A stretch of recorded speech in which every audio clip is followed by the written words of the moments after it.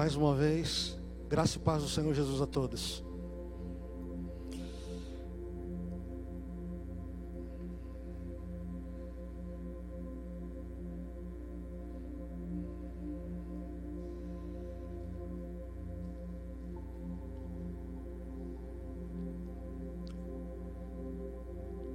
Eu confesso que semana passada eu disse aqui enquanto ministrava que era a minha última ministração falando sobre o sacerdócio. E não é, porque o Senhor me conduziu a ampliar um pouquinho mais isto ainda hoje. Então eu quero falar com você ainda sobre esse nosso desafio da vida de oração, porém voltado para nossa área financeira.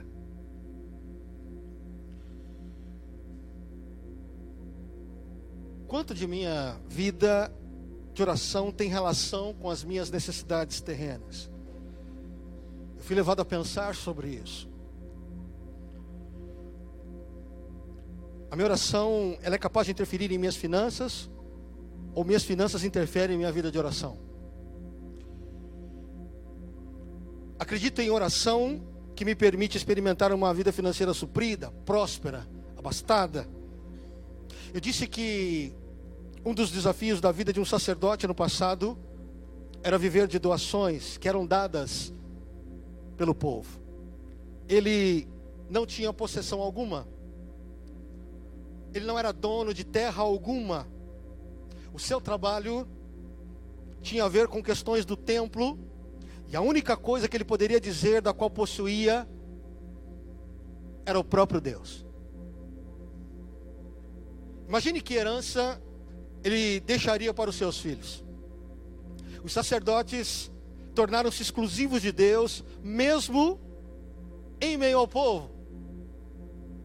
De todo o povo de Deus, ele fez questão de separar um determinado grupo dentre todo esse povo como sacerdote, de forma que eles deveriam pensar diferente, viver diferente.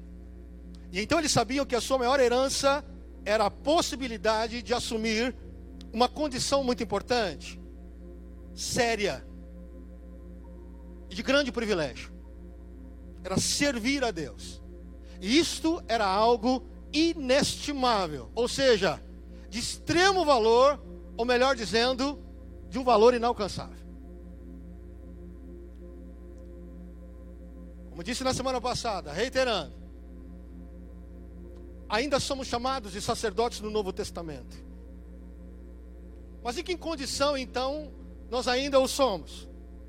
Então, só rememorando algumas coisas, além do templo que nos tornamos, é isso mesmo que você ouviu. Eu e você, conforme a palavra de Deus, aqui vimos, lemos e aprendemos, somos uma pedra, um sobre o outro, e a favor do outro, e edificando a vida do outro, e juntos nos tornamos o templo, aonde Deus, ele é o centro, aonde Cristo, ele é a pedra de esquina. Além do templo que nos tornamos, enquanto nos reunimos, existe também um lugar chamado Santo dos Santos, que não é um lugar físico, geográfico. Esse lugar hoje, Santo dos Santos, ele é chamado, e deve ser o coração, sua vida, o lugar mais íntimo onde Deus está. Como sacerdote no Novo Testamento, agradamos, saciamos a Deus, não matando animais, mas ofertando a nossa própria vida a Ele. Corpo, alma e espírito devem ser ofertados a Deus. Como sacerdotes da nova aliança, nós devemos trabalhar sim neste mundo, porém jamais acreditar que a maior conquista que fazemos nesta vida são necessidades básicas, porque não são. Podemos trabalhar e até gerar herança aos nossos filhos, mas um sacerdote sabe que tudo aquilo que consegue neste mundo, escuta, são canais de Deus abertos para abençoar a sua vida. Porém, um sacerdote no Novo Testamento, ele nunca deve depender de homens, porque ele sabe que a fonte é sempre Deus. Veja, não nos é vedado qualquer possibilidade de crescer neste mundo financeiramente. Eu já falei para você, e antes que você me tome de maneira equivocada, eu tenho pavor, eu tenho ojeriza desse famoso evangelho da prosperidade.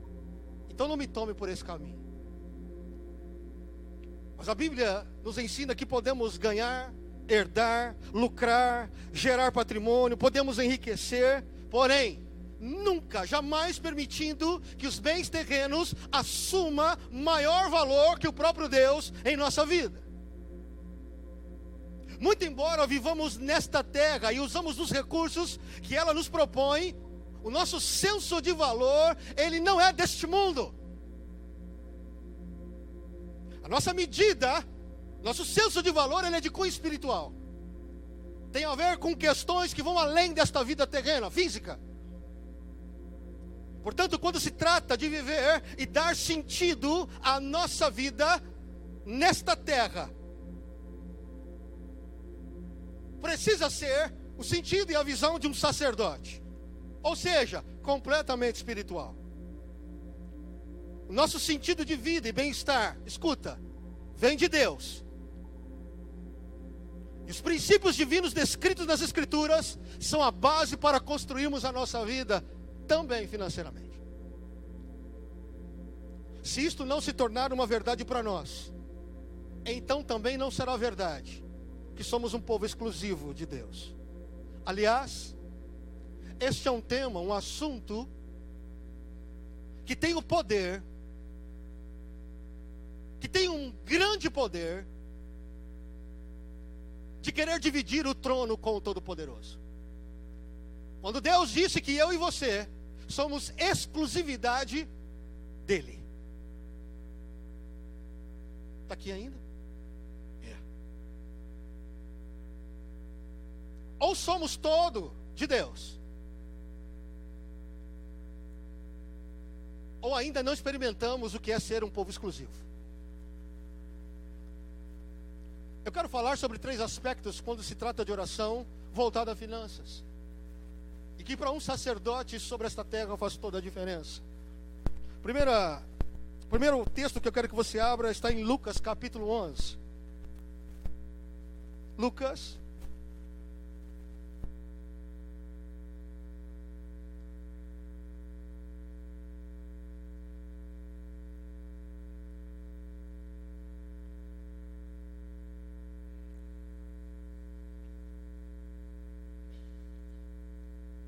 Versículos 2 e 3 diz assim: Ele lhes disse, Jesus falando: quando vocês orarem, digam: Pai, santificado seja o teu nome, venha o teu reino, dá-nos cada dia o nosso pão cotidiano. O pão de cada dia. É bíblico orarmos pelas nossas necessidades básicas. Jesus, ao ensinar os princípios que moldam uma vida de oração, ele faz questão de tocar neste aspecto que é o mais básico e importante para a existência do ser humano: sua subsistência, a comida. Eu não sei se para você é normal ter comida todo dia, e por isso parece não fazer muito sentido orar por ela. Mas deixa eu te dizer uma coisa: comida nunca foi algo muito fácil. Aliás, nada fácil nos dias de Jesus. E por incrível que pareça, ainda não é uma necessidade fácil em muitos lugares desta terra, desse planeta. E eu poderia dizer ainda que não é algo comum de se achar em muitos lugares do nosso país. Particularmente, eu já passei por necessidades. Já houve tempos em minha vida em que éramos em 6 pessoas em minha casa. E eu me lembro algumas vezes quando minha mãe esperava desesperadamente o meu salário bem pouquinho, como única renda que trazia suprimento para a nossa casa. Já houve tempos em que comida me foi escondida. Já houve tempos em que eu e a Tita tínhamos apenas arroz em casa para comermos. Já houve momentos em que a minha filha, muito pequenininha, também passou por algumas dificuldades de alimentação.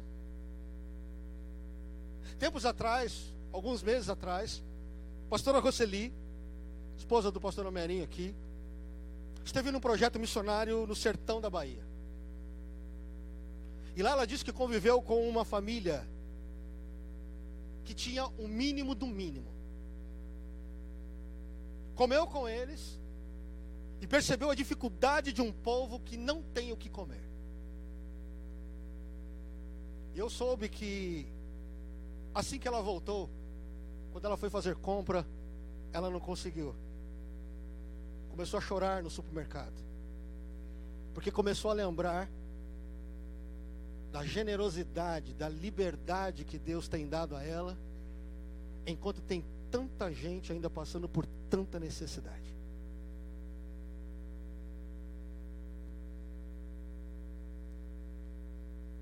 Será que poucos de nós podemos nos dar conta do real significado de ter alimento na mesa? Talvez as nossas prateleiras estejam abastadas mês após mês, e isso é demais para a gente se perder a ponto de não agradecer.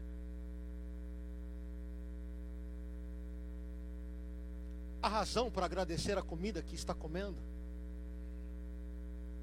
Será que temos perdido a noção do que significa a comida para nós, num mundo tão concorrido, tão difícil de se viver?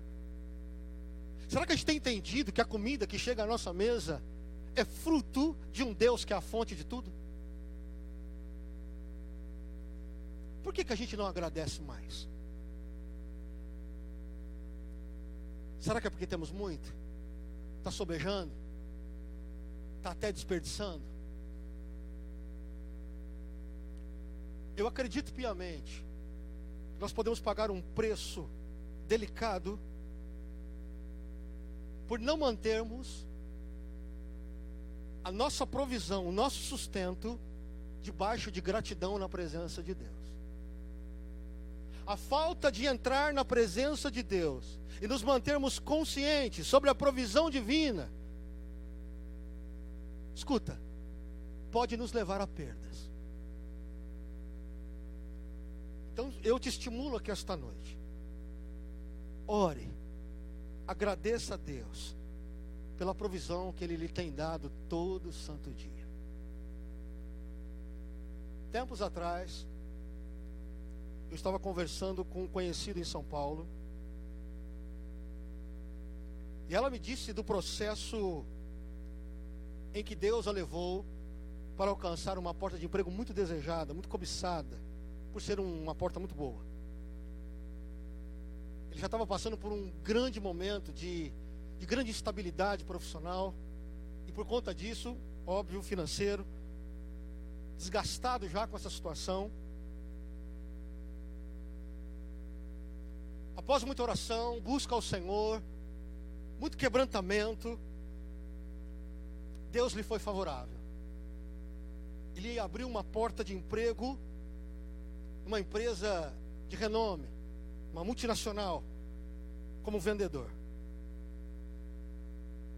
Feliz da vida, um ótimo salário, fazendo um bom trabalho, seus superiores gostando dos resultados, até que dali pouco tempo, feliz da vida, levando a sua vida, começando a sonhar de novo, projetar e planejar, de repente ele foi diagnosticado com um câncer. Eu não sei quantos aqui já passaram por isso, mas eu sei a dificuldade nesse país de se tratar essa doença. Mas não foi muito o caso dele, porque ele foi tratado por conta da empresa, por um convênio, uma empresa de renome, tinha como convênio um dos melhores hospitais de São Paulo. E lógico, pela oração, que tantos se levantaram para interceder pela vida dele, e com um ótimo tratamento no hospital de primeira linha, foi curado, restaurado, celebrou, adorou, agradeceu a Deus, voltou ao trabalho. Mas não demorou muito, meses depois, surgiu uma proposta de uma nova porta. com uma possibilidade maior de ganho. E o que ele fez? Opa! Então ele disse para mim: Edu, eu orei. E comecei a orar, falei: Senhor, e ele disse para mim, eu comecei a orar, Edu, e falei para Deus: Deus, se é da tua vontade, abra as portas. E era uma porta como vendedor ao mesmo tempo, e o salário praticamente dobrava. E aquilo cresceu em seu coração. Até que pediu uma pequena dispensa, foi a outra empresa, fez todo o processo seletivo. E meses depois, ele saiu da empresa que Deus lhe havia aberto a porta e foi para aquela outra, acreditando piamente que foi Deus que falou com ele.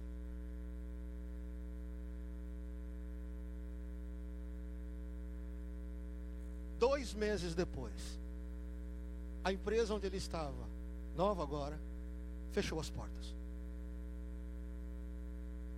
E lá estava ele, desempregado, outra vez.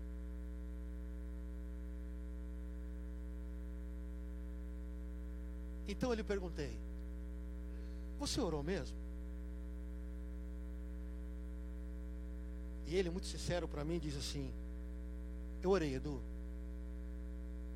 mas no fundo, o que eu achei que era a voz de Deus era a voz do meu coração.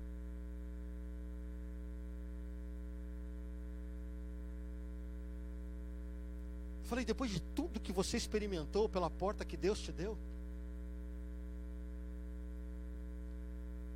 Ele dizia para mim: hoje, Edu, me arrependo amargamente pela decisão que tomei. Acreditei que Deus tinha falado comigo, quando na verdade percebi que foi a minha própria voz, foi a minha própria ganância. No fundo eu sei que eu fui pelo dinheiro, e não pelo tempo de Deus, e não pela vontade de Deus, e não porque Deus falou comigo e me orientou. Isso gerou um lamento muito grande da parte dele. Hoje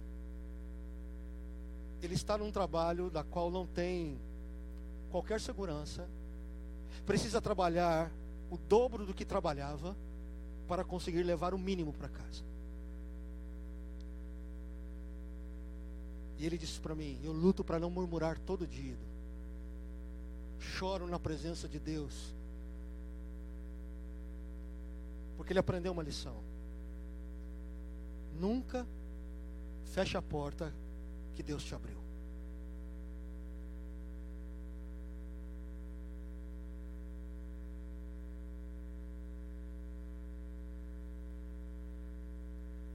Ele aprendeu que a falta de falar com Deus, a falta de buscar a Deus com intensidade, com profundidade, o fez se perder e trouxe a ele perdas. Aquilo que lhe parecia uma grande e dobrada oportunidade, na verdade foi uma grande perda. O que isso nos ensina? Pode não parecer, mas Deus, Ele quer guiar a nossa vida, até mesmo nas questões do nosso sustento.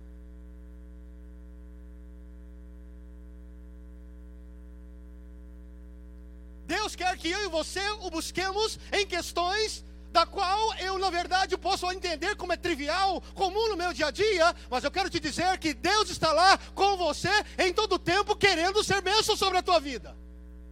A pergunta é: por que não falamos com Ele?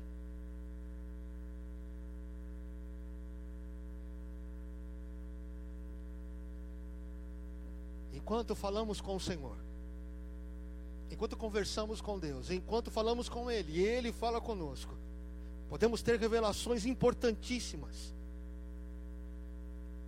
E eu sou da seguinte opinião quanto a isso: quanto mais íntimo caminhamos com Deus em oração, certamente teremos um menor grau de perda.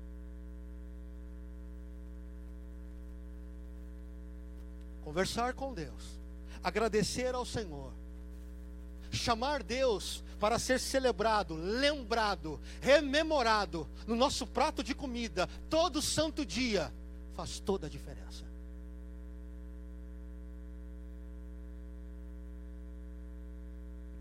Honre a Deus pelo teu sustento. Celebre a Deus a cada prato que você come. Olhe para Ele e diga: Senhor, obrigado, porque o Senhor é a fonte. O canal é o meu trabalho, mas a fonte é o Senhor. Amém?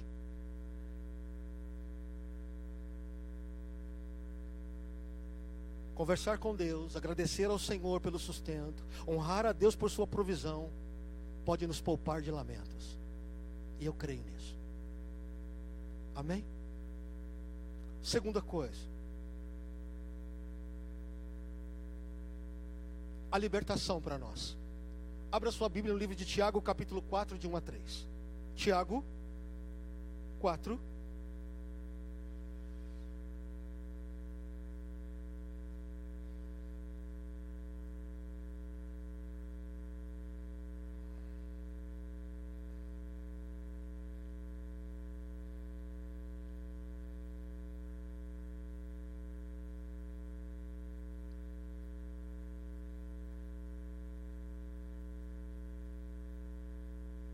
Tiago 4, de 1 a 3 diz assim: de onde vêm as guerras e contendas que há entre vocês? Não vêm das paixões que guerreiam dentro de vocês? Vocês cobiçam coisas e não têm, matam e invejam, mas não conseguem obter o que desejam. Vocês vivem a lutar e a fazer guerras, não têm porque não pedem. Quando pedem, não recebem, pois pedem por motivos errados, para gastarem em seus próprios prazeres. Repito, mais uma vez, a Bíblia nos ensina, pelo menos aqui através de Tiago, que podemos orar para que Deus nos dê coisas. Mas, por vezes, não recebemos devido a uma guerra dentro de nós. Esse texto, ele me faz pensar em como as nossas orações, escuta, nossas orações podem ser afetadas pela maneira de como, ou em como a nossa alma se encontra. Orações perdem o poder de resposta devido à maneira em que insistimos em manter o nosso interior, a nossa alma, a nossa cabeça. Como? Em guerra. Guerra da qual muitos ainda não acreditam que tem. Não admitem que estão enfrentando guerra nesta área. Eu estou falando aqui de cobiça. Eu estou falando aqui de inveja. Eu estou falando aqui de uma ambição egoísta. Eu estou falando de amor ao dinheiro. Eu estou falando de avareza. Ora, isso não é guerra dentro de nós? Sentimentos que habitam o nosso interior e vão nos contaminando, vão nos corroendo, nos levando à destruição. A gente sabe que tem, a gente sente essas coisas, mas a gente vai fazendo de conta que está tudo normal, quando Deus olha para isso e fala assim: não está normal isso.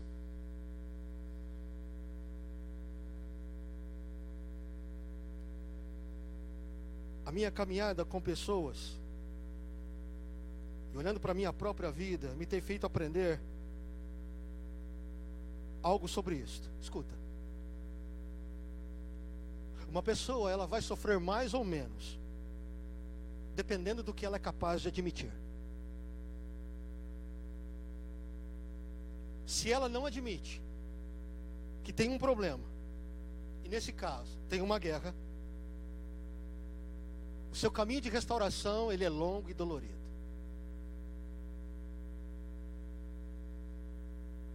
A segunda questão que eu aprendo com o texto de Tiago, a respeito daquilo que eu peço para Deus sobre as coisas dessa terra,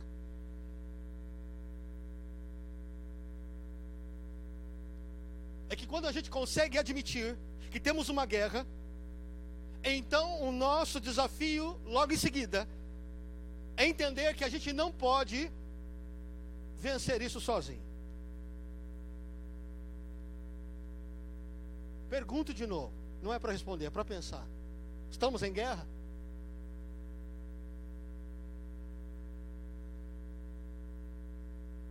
por vezes queremos coisas, mas que os motivos, na verdade, não são viáveis.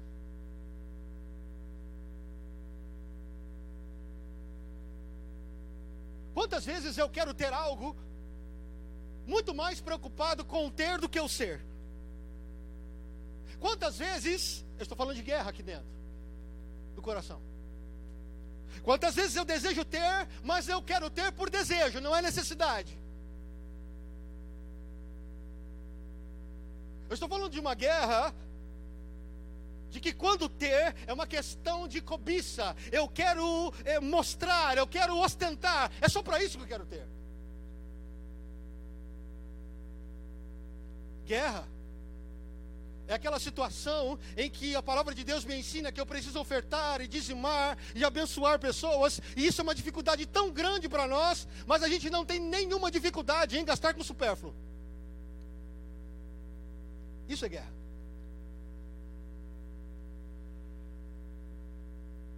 Guerra é quando a gente obtém algo simplesmente pensando somente em mim e tão somente em mim. De nada me interessa quem está no meu entorno, ainda que eu possa abençoá-lo. Guerra é quando a gente compra por vício. Guerra é quando a gente pega dinheiro escondido do cônjuge, sem ele saber.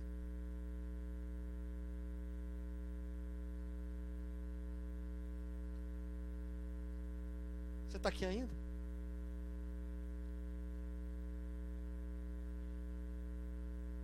Um especialista em guerra disse o seguinte: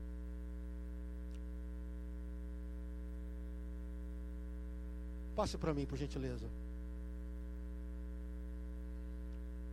Se você conhece o inimigo e conhece a si mesmo, não precisa temer o resultado de 100 batalhas. Se você conhece, se você se conhece, mas não conhece o inimigo, para cada vitória ganha, sofrerá também uma derrota. Mas, se você não conhece nem o inimigo, nem a si mesmo, perderá todas as batalhas.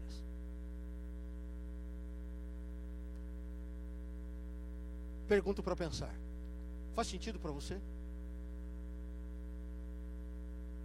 Sempre haverá perdas quando eu não admito que existe uma guerra dentro de mim. Aliás, quando por vezes eu já perdi essa guerra e eu não estou lutando mais, eu já sou escravo já. É quando eu já fui capturado. Uma guerra gerada dentro de mim. Deixa eu te dizer uma coisa, que nada tem a ver com demônios, nada tem a ver com maldição espiritual. Não é disso que estamos falando. Eu estou falando de uma guerra onde aqui existem os meus próprios demônios. Fui eu que crio eles. Eu falo de demônios como sentimentos, como pensamentos, como desejos contaminados. Pensamentos, sentimentos, desejos que podem chegar ao auge, semelhança de demônio. Como? É quando eles dominam o nosso sentimento, é quando eles dominam a nossa vida, é quando a gente se torna escravo deles. Então deixe-me te dizer a você, sacerdote do Senhor, sacerdotes do Todo-Poderoso, que ministram perante Deus, não podem ser ingênuos de ministrar na presença daquele que é grande e conhece todas as coisas e achar que pode esconder pensamentos, sentimentos e desejos desse tipo.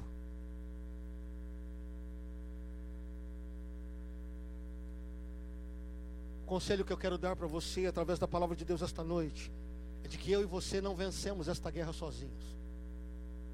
Precisamos do Senhor nosso Deus.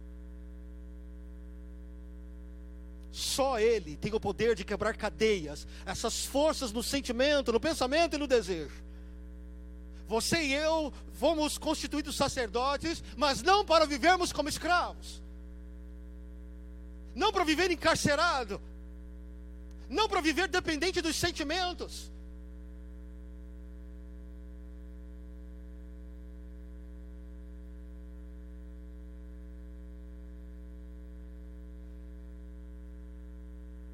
A boa notícia que eu quero te dar esta noite é que, graças a Deus, que o sumo sacerdote é o nosso Deus de libertação. É Ele quem tem o poder de nos dar nova vida nesta área, um novo jeito de viver.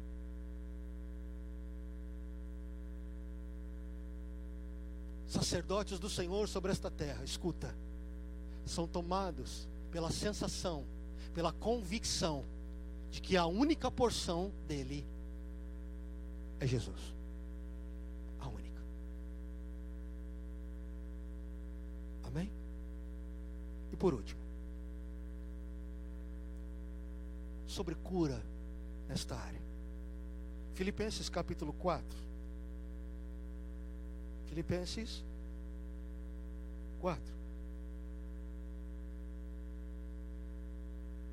Versículos 6 e 7, tão repetido por nós aqui por esses dias, mais uma vez diz: não andem ansiosos por coisa alguma, mas em tudo, pela oração e súplica, e com ações de graças, apresentem seus pedidos a Deus, e a paz de Deus, que excede todo entendimento, guardará o coração e a mente de vocês, em Cristo Jesus. Paulo, quando escreve esse texto, ele mostra um Deus extremamente cuidadoso, não só com as nossas necessidades básicas, mas acima de tudo, com a nossa saúde de alma.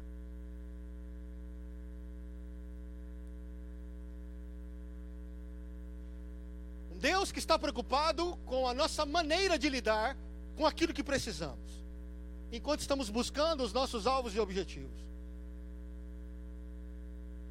Esse é um texto que, mais uma vez, aprova a nossa busca por aquilo que queremos, mas ele faz ressalvas. Do quê? Quanto à nossa maneira de pensar, quanto à nossa maneira de nos comportarmos enquanto pedimos. Ele fala da organização dos nossos sentimentos, daquilo que se passa dentro de nós enquanto estamos pedindo, porque se pedimos por algo é porque não temos, ele ainda não é real. Eu estou buscando por algo que é futuro, que ainda virá, ele não é real para mim, estou buscando. E Deus fala para mim e para você o seguinte: e aí, como é que anda o coração enquanto isso?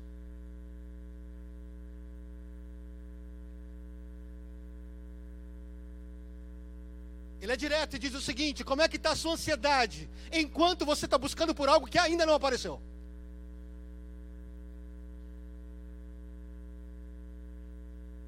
O que é ansiedade? É o mal do século, um dos.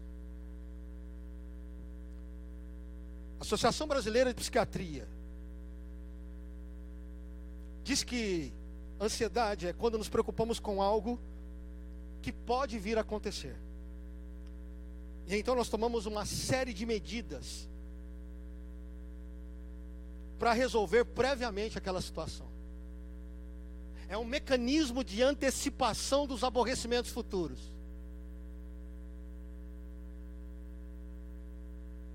Ou seja, a gente consegue se aborrecer por algo que ainda não existe.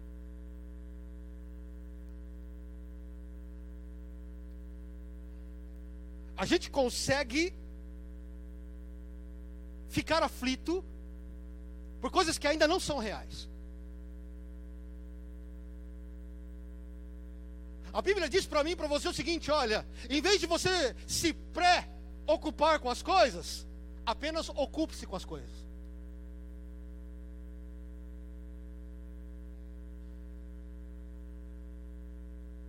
Mas a ansiedade começa assim, se preocupando com as coisas.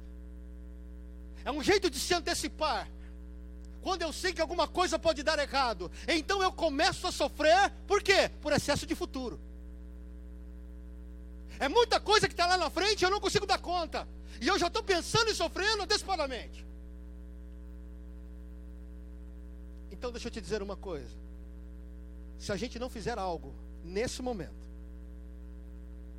muito rapidamente isso vai evoluir para aquilo que a gente chama de transtorno. Sabe o que significa transtorno? Bem objetivamente, é quando a emoção ela passa do ponto. É o momento em que eu não domino mais o sentimento me domina.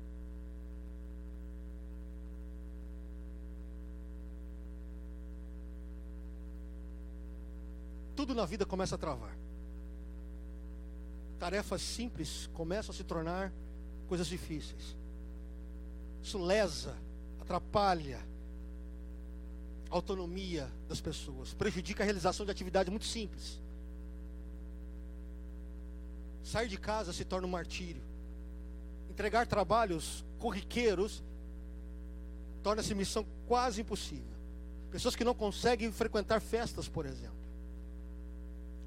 Concentração vai embora. Lápis, canetas são mordidos. Unhas são roídas. A qualidade de vida ela cai. E aí eu te pergunto aqui esta noite: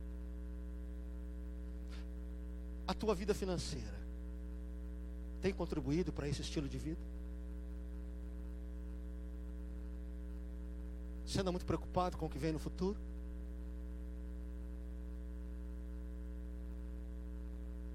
Está sem sono porque está desempregado? Está perturbado por medo de fracassar e não dar conta dos compromissos? Ficamos ansiosos porque a gente perde literalmente o controle. E quando a gente perde o controle, sabe o que começa a acontecer? Angústia, incerteza, preocupação, até chegar na ansiedade, e aí começa o sofrimento. Mas há uma esperança para aqueles que são sacerdotes do Senhor. O que eu não controlo, Deus controla. O que eu não domino está nas mãos do Senhor ainda. Quantos filhos de Deus perturbados, porque acreditam que podem lidar com isso à sua própria maneira.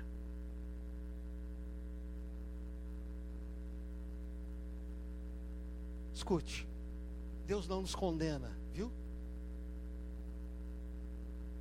Por ficarmos ansiosos.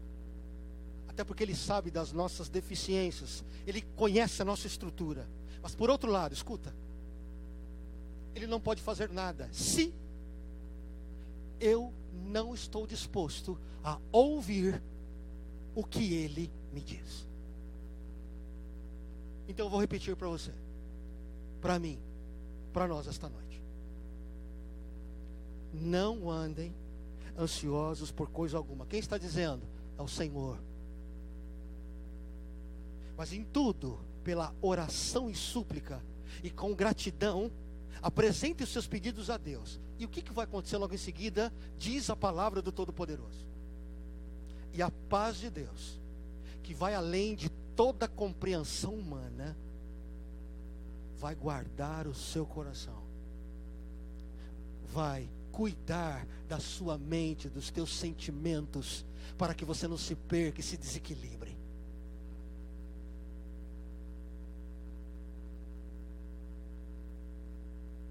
É no processo de orar, de falar com Deus e ouvir Deus falando, escuta, que eu tenho a minha mente guardada, sobrenaturalmente com paz.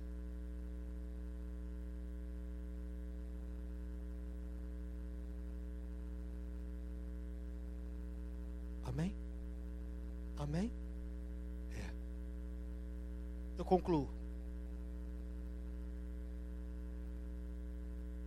Tudo que foi perdido dentro do que Deus quer, escuta, pode ser restituído. Olha que texto interessante em Isaías.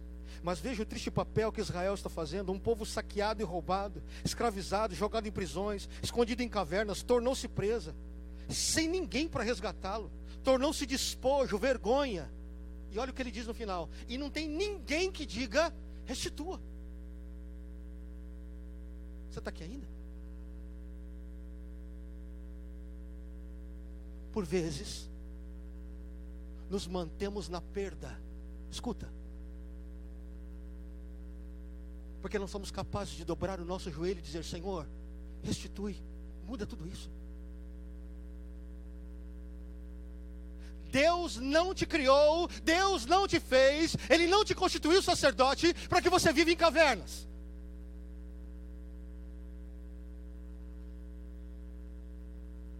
O sacerdote é aquele que participa do pão, e pão significa a presença. O sacerdote sempre tem pão à sua mesa, porque não é apenas comida que ele está comendo. Quando e todas as vezes que um sacerdote ele lida com o pão, escuta, ele sabe de uma coisa: pão é presença, é Deus comigo, é Ele me sustentando.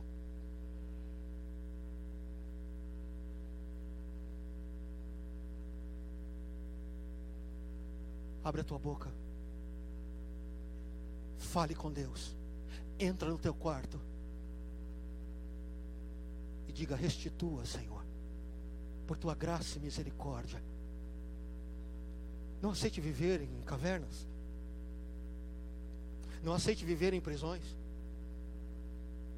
Não aceite viver saqueado. Amém? Segundo, o que foi aprisionado, Deus liberta. Está aqui ainda comigo? Salmo 19, de 11 a 14 diz assim. Escuta bem o que a palavra de Deus diz. Eu vou dizer aqui numa versão bem atualizada, bem contemporânea. Diz o seguinte, olha: palavra de Deus, repito, 19, de 11 a 14 de Salmos. Anota aí para você ler em casa. A palavra de Deus é um mapa que nos alerta do perigo e nos leva até onde o tesouro está escondido. Como vamos encontrar o caminho? Como saber que pisamos na bola? Limpa a tela, ó Deus, para que comecemos o dia do zero. Guarda-me dos meus pecados tolos, de pensar que posso assumir o teu trabalho. Que oração poderosa. Então começarei o dia banhado de sol, com a sujeira do pecado removida. Essas são as palavras da minha boca, as quais vou degustando enquanto oro. Olha para mim.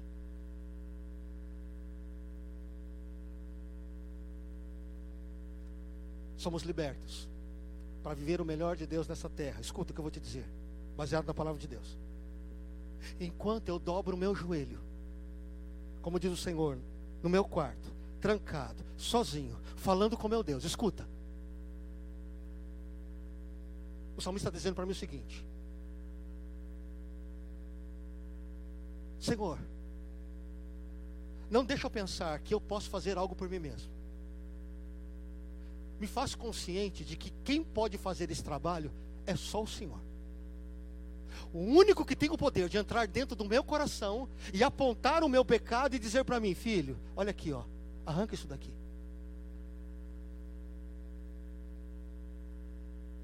Vida de oração é porque o pai quer dizer para você: filho, arranca, está errado. Não é isso que eu tenho para você.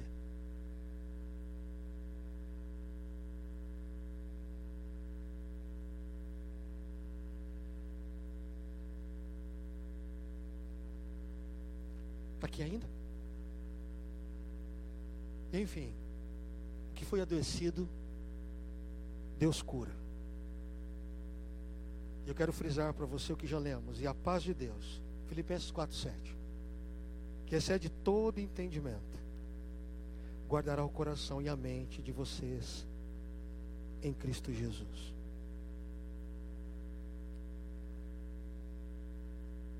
Eu quero finalizar, em definitivo, dizendo para você o seguinte esta noite: a tua alegria, ela não será completa.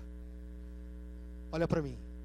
A sua alegria, ela não vai ser completa se Jesus der o que você quiser, o que você deseja, o que você quer. Eu vou repetir, para que você saia daqui com isso gravado. A tua alegria, ela não vai ser completa se Jesus der tudo o que você quer. Mas somente quando Jesus for o que queremos.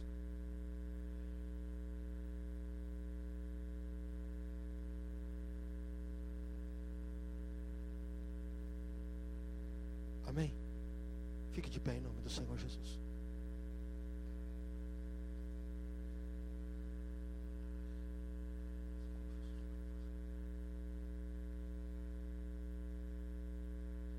Olhe para mim por um instante. Não se perca ainda, por favor.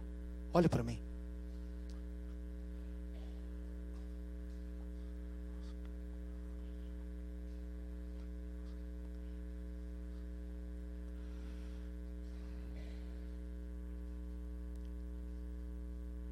Eu acredito piamente, com todo o meu coração,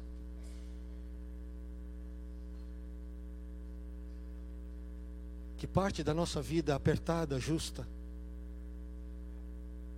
tem um propósito. No final de tudo, escuta bem, é só para no final Jesus assumir o lugar dele. Nessa vida,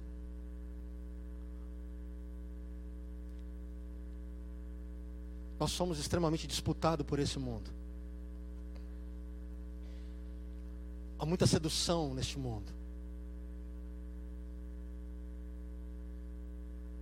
dizendo para mim que eu e você podemos ser abastados, prósperos, viver bem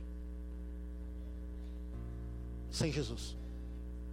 Então, permita-me te dizer algo: não é possível. Não há como. Toda a nossa caminhada na presença do Deus Todo-Poderoso, toda, sempre vai chegar numa finalidade: que Jesus seja aquilo que você mais deseja, mais valorize, mais queira em toda a sua vida. Amém? Amém?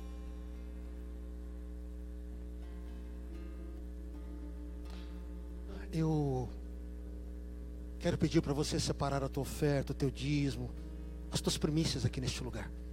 Separe o teu melhor.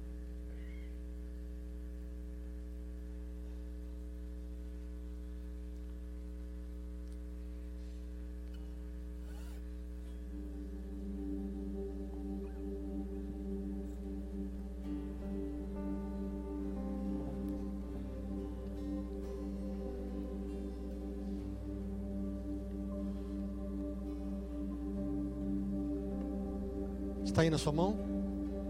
Amém. Com base nesta palavra,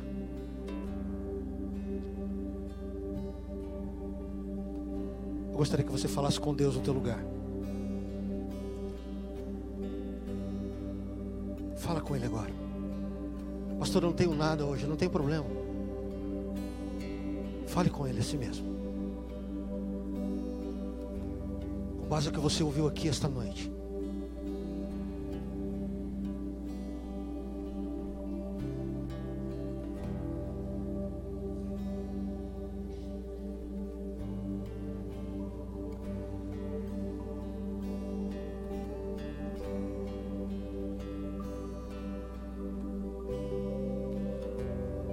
Chama o Senhor para vencer a tua guerra.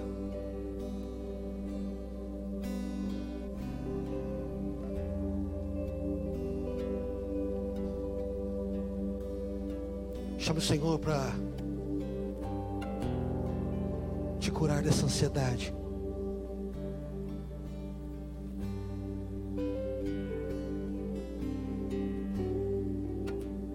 Descansa o teu futuro naquele que não tem começo nem fim, é o Alfa e o Ômega. Aquele que era, que é e há de vir. Tem domínio sobre o tempo.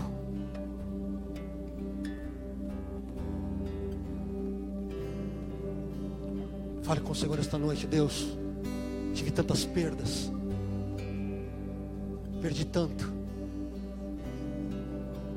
por estar fora da tua presença, da tua vontade, do teu querer.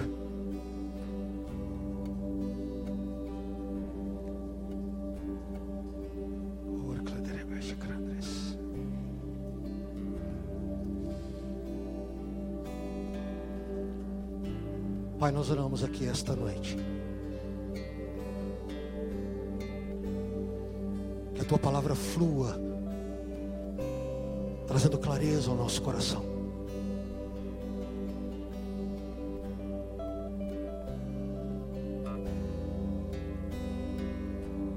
Eu sei que todos nós aqui esta noite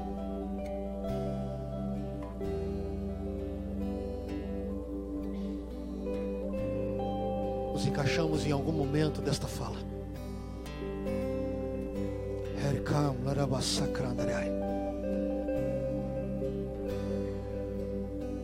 Vem, Senhor.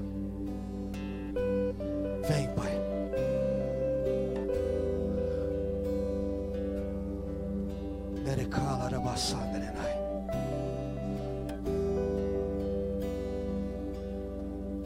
Ajuda-nos. Amém? Eu queria que você orasse com alguém que está perto de você. Ore com esse coração que está perto de você agora. Ore junto. Faça isso agora.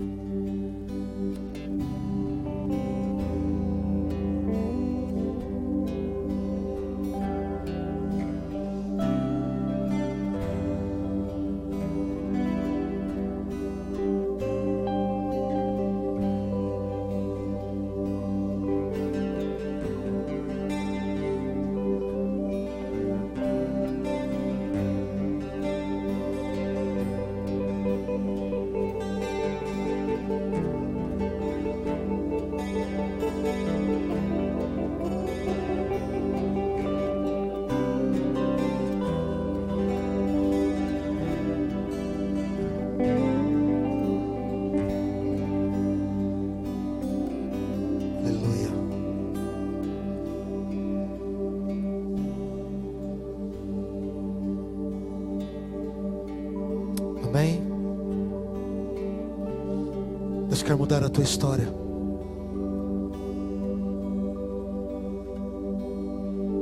Deus quer que você experimente provisões sobrenaturais.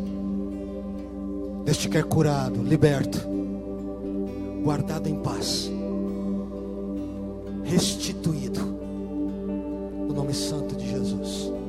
Amém, meu querido? Amém, meu amado? Você recebe a palavra de Deus esta noite? Eu quero que você venha para cá, celebre a Deus com aquilo que Ele tem colocado em tuas mãos. Que Deus o abençoe sobremaneira. Venha até aqui e faça isso na presença do Todo-Poderoso.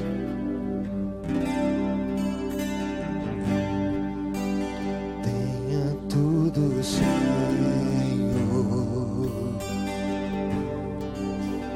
o meu mundo te dou. Toma minha vida, meu coração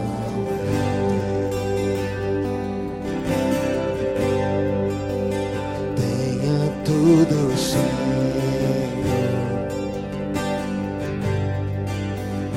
o meu mundo te dou.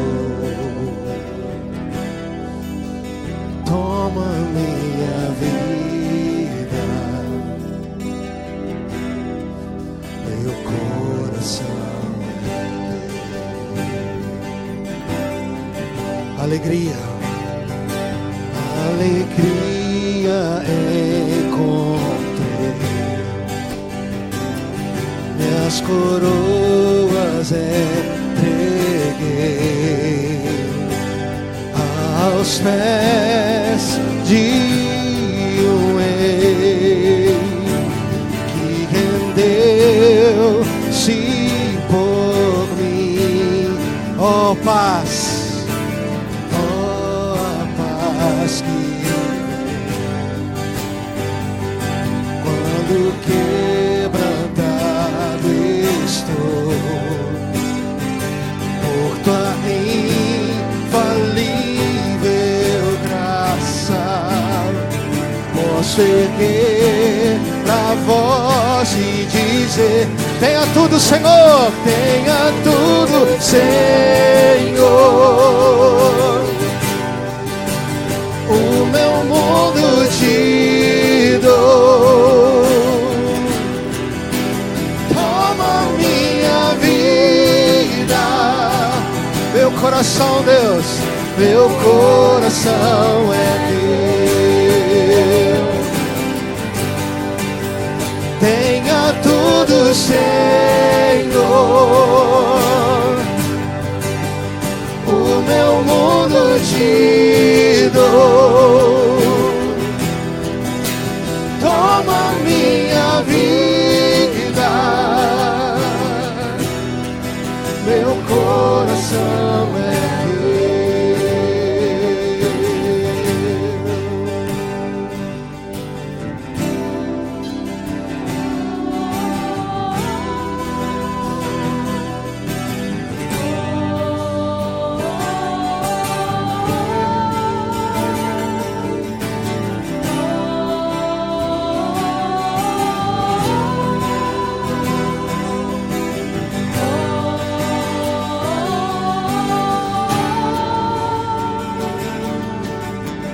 coisa melhor não há do que me entregar. Entrego tudo, entrego tudo. Não há maior amor, tu somente és Senhor. Entrego tudo, entrego tudo. Coisa melhor não há do que me entregar. Entrego tudo, entrego tudo. Não há maior amor, tu somente és Senhor. Entrego tudo, tenha tudo, Senhor. Diga a Ele: o meu mundo te dou, toma minha vida, meu coração é teu. Só igreja. Tenha tudo, Senhor, o meu mundo